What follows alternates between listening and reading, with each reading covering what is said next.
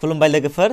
आंनि चेनेलाव बयखौ फिन खेबसे बरायबाय बेजों लोगोसे आङो दायो नोंथांमोननि सिगाङाव मोनसे गोदान भिडिअ लानानै फैदों बेनो जाबाय नैबे दानि आसामनि जेनेरेल टेट बियो जों फैयै दा रिजाल्ट ओंखारफैबाय नङा होमबा लोगोफोर आरो बे जेनेरेल आसाम टेटआव जायफ्रा पास जादों बेखौ आंनि गोसो गोरबोनिफ्राय आरो आंनि चेनेलनिफ्राय गिबियावनो कंग्रेचुलेशन्स थामहिनबा गोजोनग्लायनाय जासिबाय साबायखर जासिबाय आरो जायफ्रा फेल जादों गोसो बायनो नाङा जाफुंगोन आरो नाजाबाय थाल' नङा होमबा दा जायफ्रा पास जादों बेथ' मोजां बाथ्रा जाहैबाय आरो जायफ्रा फेल जादों दुखुनि बाथ्रा नङा होमबा नाथाय जायफ्रा पास जाजोबगोन एबा पास जादों बिथांमोनहा जब मोनथारगोन बेबो गेरेन्टि गैया जायनि थाखाय बै पास जानाय आरो फेल जानाय माखासे समानानो होनजायो आरो जायफ्रा पास जादों जब मोनाखै बिथांमोनाबो गोसो बायनो नाङा मानो होनब्ला बे टेट पास जानाया थाब बे टेट सार्टिफिकेटआ जास्ट डिप्ल'मा बायदिसो बियो जास्ट नोंहा बेयाव एप्लाइ खालामनो हानाय केपासिटि एबा कुवालिटि लिर दं अब्ला जों बेनि सायावबो गोनो गोथो जाना लोगोफोर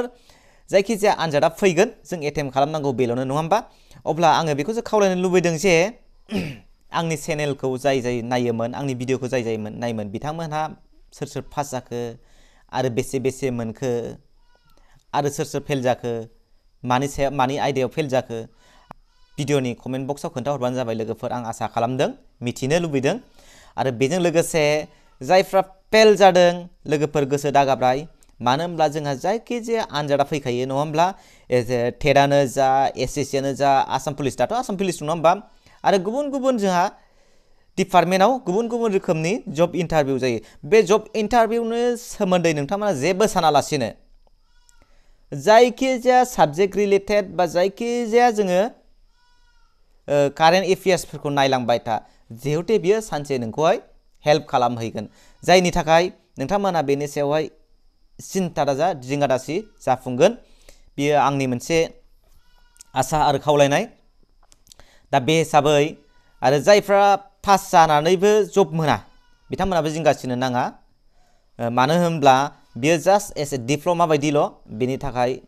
नोंथांमोनहा बेनि जिंगासियालासेनो जाहाथे बे टेटखौल' नङाबालानो जों गुबुनखौबो जाहाथे इन्टारभिउआव फेस खालामनो हायो जाहाथे गुबुनखौबो जों एप्लाइ खालामनानै बेनि सायाव प्रिपेयार खालामो अब्ला आं बेखौल' लुबैदों जिहेतु नोंथांमोनहा आंनि लास्ट रिकुवेस्ट मोनसेल' खावलायनाय जे नोंथांमोना आंनि भिडिअखौ जाय नायोमोन कमेन्ट सेक्सनाव खोन्थाहरदो वेर इज युवर फेल अर फास्ट आरो नोंथांमोनहा फेल जादोंब्ला बबे साबजेक्टआव उइक जादों आरो पास जादोंब्ला बेसे मोनखो कमेन्ट सेक्सनाव खोन्थाहरबानो जाबाय लोगोफोर आं बेखौ खावलायनानै आंनि भिडिअखौ बेयावनो दोनथ'बाय गोजोन्थों खुलुमबाय